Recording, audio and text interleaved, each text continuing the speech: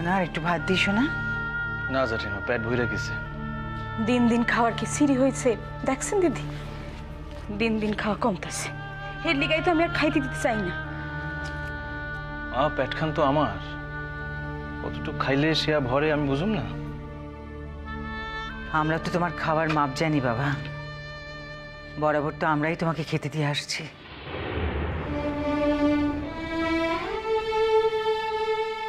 মনে যে তোমার এত অশান্তি, তার লিগাই যে তোমার বুকে ভাত রয়েছে না, সে কি আমরা বুঝি না শোনা? কিন্তু কত তোমার কি মনে হয় আমগো মনে কোনো অশান্তি নাই?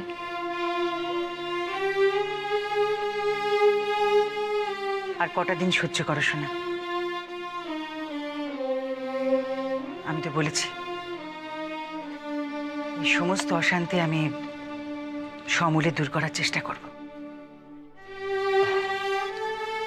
আপনি মিসাই ভাবতেছেন জেঠাইমা। আমি অন্য কারণেই শোনা, আমরা কিন্তু প্রহর গন্তাছি, এই বুঝি কিছু হয়, এই বুঝি আবার নতুন কোনো ঝামেলায় জড়াই। সেসব কিছু হওয়ার নেই ছোট। যা হওয়ার আছে তা হলো দাদা বৌদি আবার কোন দিন তাদের মেয়েকে নিয়ে এসে হাজির হবে, তারপর নরমে গরমে আমাদের ঘাড়ে মেয়েকে গছাবার চেষ্টা করবে। তবে আমিও হারার পাত্রী নই ছোট। এইবার আমি একটা মোক্ষম চাল চালবো ভেবেছি। কি কি দিদি? আমি স্পষ্ট বলবো যে আমরা সবাই দেশে ফিরে যাচ্ছি। তোমাদের মেয়ে যদি আমাদের সঙ্গে যেতে চায় তো ভালো, আর যদি না চায় তাহলে আমাদের কিছু করার নেই।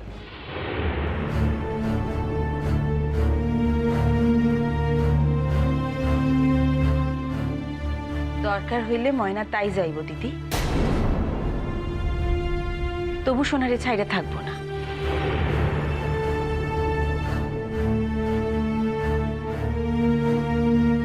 দেখাই যাক। কিন্তু দিদি, আমরা তো সত্য সত্যই আর দেশে যাবো না। কে বলেছে যাব না ছোট? দরকার হলে মাস তিনেকের জন্য এখানকার বাস তুলে দিয়ে আমরা দেশে যাব।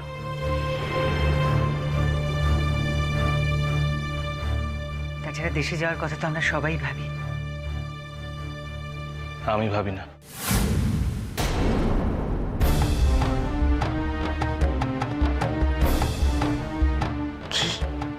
জেঠাইমা, আমি আর কোনোদিনের লিগা বাংলাদেশ যাবো না।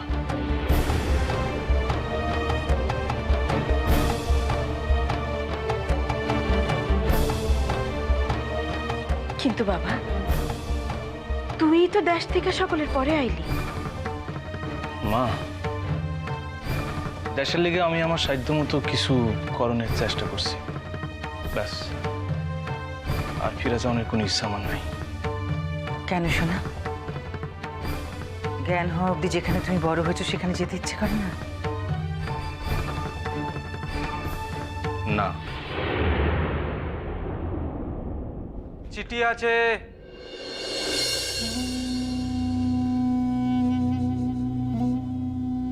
চিঠি দেন। সৌর্য চৌধুরীর নামে চিঠি, হ্যাঁ সই করে দিতে হবে। হ্যাঁ, আমি সূর্য চৌধুরী, আমি সই করে লিতেছি, একটু খারাপ। আচ্ছা।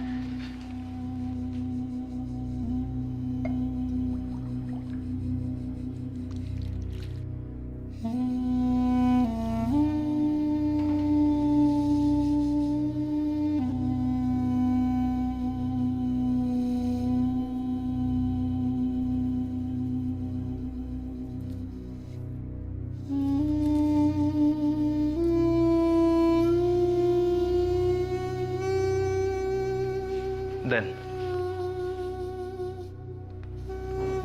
কই সই করতে হইব? এই যে এই জায়গাটা। আচ্ছা।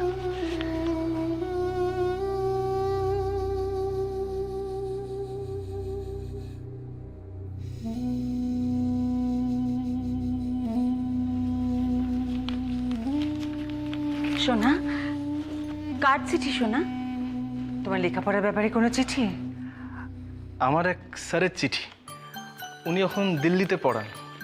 আমার বড় ভালোবাসতেন। দেখি কি লিখছেন উনি।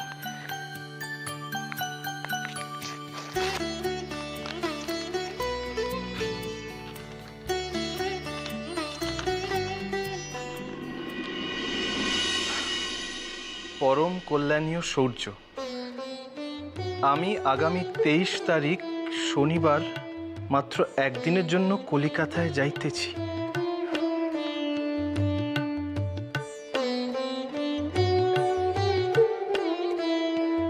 পরের দিন অর্থাৎ রবিবার আমার ইংল্যান্ড যাইবার বিমান। গবেষণার কাজে যাইতেছি। তোমার সঙ্গে অনেক দিন সাক্ষাৎ নাই, তাই তোমাকে এই পত্রখানি পাঠাইলাম।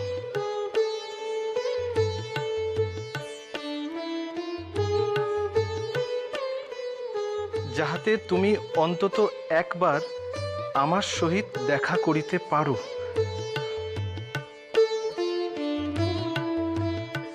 আমি উঠিতেছি মধ্য কলিকাতার সেন্ট্রাল এভিনিউর মেট্রোপল হোটেলের রুম নাম্বার 602। শনিবার বিকালে তোমার আসার অপেক্ষায় থাকিব। ইতি তোমার স্যার রমেশচন্দ্র ঘোষ। তোমার ইউনিভার্সিটির স্যার ছিলেন? হ জেঠাইমা, জানেন আমি বাঙাল। হেলিগা যখন সকলে আমার তুচ্ছ তাচ্ছিল্য করতো, তখন আমার এই স্যার আমারে 2 হাত দিয়ে আগলাইতেন। ওর নিকট আমার ঋণ কোনোদিন শোধ হওয়ার না। সোনা, শনিবার মানে তো তাহলে তোমায় কালই যাইতে হয়। হ মা, হ কাইলি তো, কাইলি শনিবার আমারে তো যাইতেই হইব।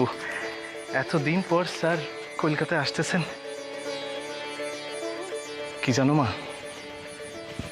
উনি ডাকলে আমি এই দুনিয়ার একদিকে রাইখা ওনার নিকট চলে যাইতে পারি।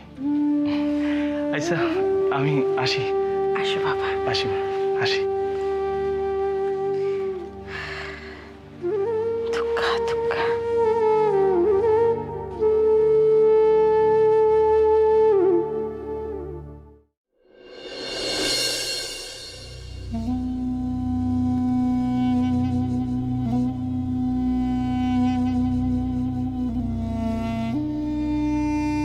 আমি যতদূর শুনেছি তাতে আমাদের সোনা তোমাকে তো আর স্ত্রী হিসেবে গ্রাহ্যই করতে চাইছে না। আপনার মায়ের সম্মুখে এখন শুধু একখান পথ খোলা আছে। যদি তার এই বাসায় থাকতে হয় তাইলে আমার একখান শর্ত মাইনে চলতে হইব তারে।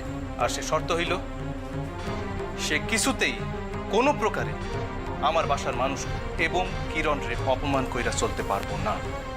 ইয়া যদি সে মানে ভালা, সে থাকতে পারবো এই বাসায়, আর তা নাইলে সূর্য,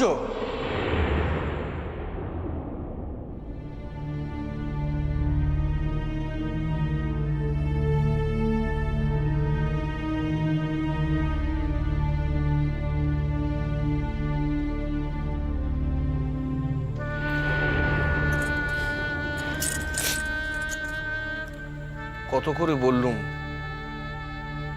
মন্দির লেখাপড়া কর, নিজের পায়ে দাঁড়া।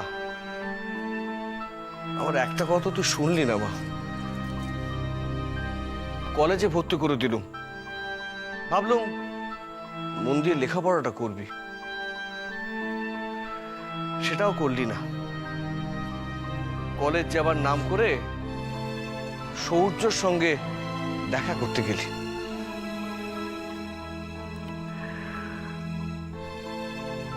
এখন যদি ওরা তোকে বাড়িতে ফিরিয়ে না নেয়, ঘাড় ধাক্কা দিয়ে বাড়ি থেকে বের করে দেয়, তখন কোথায় গিয়ে দাঁড়াবি বলতো মা? আমরা চোখ মুছলে তুই কোথায় গিয়ে থাকবি? ও তুমি তুমি এখন সব আমার দোষই দেখছো, তাই তো? সব আমার দোষ, আর ওদের কোনো দোষ নেই। পিসি যে আমার গায়ে হাত তুললে তার বেলায় কিচ্ছু নয়। দেখ মা, আমি মুখে যতই তড়পাই না কেন,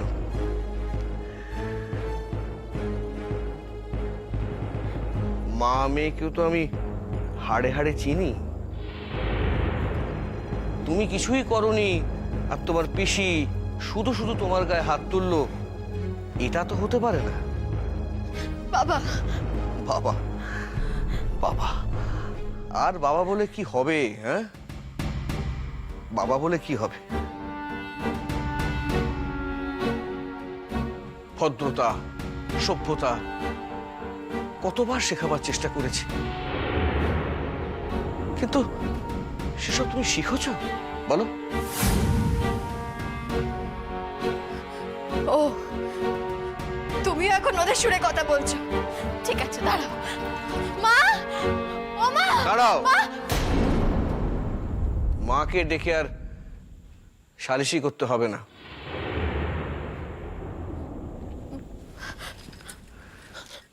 ও বাবা, বাবা গো, বাবা তুমি কিচ্ছুটি করবে না তোমার মেয়ের জন্যে? মা, আমি আর কি করতে পারি বলতো? হ্যাঁ, কি করতে পারি আমি? দুদিন পরে রিটায়ার করব। এখন আমার কি আর সে সামর্থ্য আছে যে বছরের পর বছর ওদের সঙ্গে আইনি লড়াই করতে যাব? বাবা, সেই তো হাতে পায়ে ধরে তোকে আবার ওদের বাড়িতে দিয়ে আসতে হবে। কত করে বলেছিল মা যে শ্বশুর বাড়িতে যত অশান্তি হোক, যত ঝামেলা হোক, বাড়ি ছেড়ে বেরিয়ে যাস না, মাটি কামড়ে ওখানে পড়ে থাক। তেমন হলে আমরা গিয়ে বসে বিচার করব। কে কার কথা শোনে? কিছু একটা হলো কি হলো না, অমনি দুম করে লাফাতে লাফাতে বাপের বাড়ি চলে এলি। ও বুঝেছি। আমি আমি কদিনের জন্য এখানে এসেছি তো, তাই এত কথা হচ্ছে। তাই না, না, কদিনের জন্য কেন? তুই এখানে এসে 1 মাস থাকবি, 2 মাস থাকবি, 6 মাস থাকবি, তাতে আমার কোনো আপত্তি নেই মা। মেয়েরা তো বাপের বাড়ি এসে থাকে, কিন্তু সুস্থ হয়ে আসতে হবে, ভালো মনে আসতে হবে। শ্বশুর বাড়ির সঙ্গে অশান্তি করে এলে কিন্তু সেটা ভালো দেখায় না। আর তুই আর তোর মা একটা বিরাট বড় ব্লান্ডার করলি। দুম করে কাউকে না বলে কয়ে চলে গেলি নার্গিসদের বাড়ি ঝগড়া করতে। কেন চলে গেলি? না তোর স্বামী নাকি সেখানে যাওয়া আসা করে। লোকে শুনলে কি বলবে বল দেখিনি? হ্যাঁ, লোকে শুনলে হাসতে হাসতে বলবে যে তুমি মা কেন তোমার স্বামীকে আটকে রাখতে পারোনি? হ্যাঁ, এখন এখন নার্গিস যদি থানা পুলিশ করে, তখন তুই কি করবি বল? তখন তুই কি করবি? নার্গিস তো যেচে এই বাড়িতে আসেনি। সে যেচে এই বাড়িতে আসেনি বলে সে আমার স্বামীর সঙ্গে যা ইচ্ছে তাই করবে, যা খুশি তাই করবে। আমাকে আমাকে সবকিছু মেনে নিতে হবে, তাই না বাবা? তার প্রমাণটা কোথায়? নিজের চোখে দেখেছিস? দেখিসনি, কিচ্ছু দেখিসনি, কিচ্ছু শুনিসনি, শুধুমাত্র একটা ধারণার বশবর্তী হয়ে দুম করে ওদের বাড়ি চলে গেলি ঝগড়া করতে। এখন নার্গিস যদি সত্যি সত্যি তোর বিরুদ্ধে যুদ্ধে নামে, তুই ওর সঙ্গে এঁটে উঠতে পারবি? বাবা, ও বাবা, এসব তুমি কি বলছো? পারবি না, পারবি না, এঁটে উঠতে পারবি না। শোন, আমি আমি আমি আমি মেয়েদের বুদ্ধি নিয়ে চলি না রে, না। নার্গিস এখন লেখাপড়া শিখেছে, শিক্ষিত, সমাজের অনেক বড় বড় মানুষদের সঙ্গে ওর ওঠা বসা। ও যদি একটা কথা বলে ওরা মুখ বুজে শুনবে। কিন্তু তোর কি হবে মা? তুই কোথায় গিয়ে দাঁড়াবি? কে তোর কথা শুনবে? অশিক্ষিত বলে সবাই মুখ ঘুরিয়ে নেবে। কেউ বুঝবে না, কেউ না। আর এটা তো সত্যিই যে নার্গিস আজকে লেখাপড়া শিখে প্রমাণ করেছে যে সূর্য চৌধুরীর পাশে থাকার যোগ্যতা তার আছে। আর এত বছর ওর পাশে থেকে তুই সেই যোগ্যতাটা প্রমাণ করতে পারলি না, মা? হ্যাঁ, যাকে যাক, আয় বস, বস, আয় মা, আয় বস।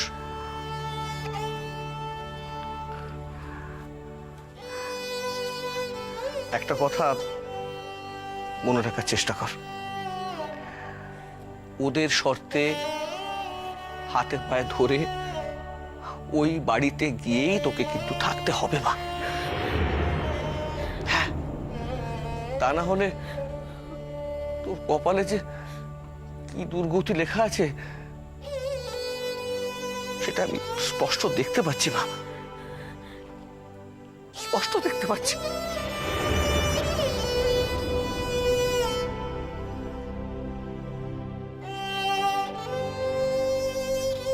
বেশ বাবা, আমি তোমার কথা বুঝলাম। আমি বুঝলাম যে তুমি তুমি আমার জন্য কিছুই করবে না গো। শুধু আমাকেই ছোট হয়ে ওই বাড়িতে ঢুকতে হবে। এই জীবনে আর যাই করি, নার্গিসের কাছে হারবো না কোনোদিন। নার্গিসকে এই দেশ থেকে তাড়াবো, তবে আমার নাম ময়না।